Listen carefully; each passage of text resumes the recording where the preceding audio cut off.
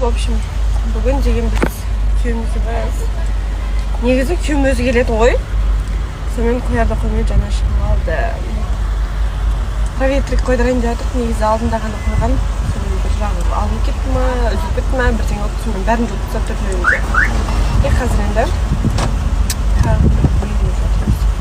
Сонымен күштілеп бір көже ішіп алдық. Көже күшті екен. Сағат көже.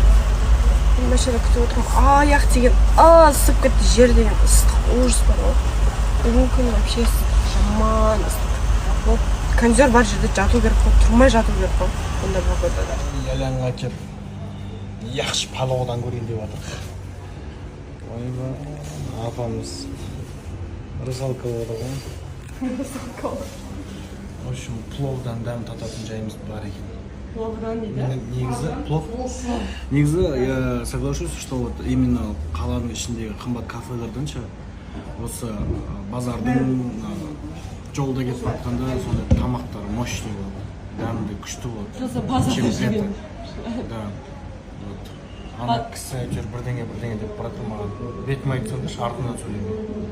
Осында түк ұнамайды маған. Шығып баратқаннан кейін сөйлеп. Сен просто не үшін базарға дәм бердің? Күшті дәмдегі базарлар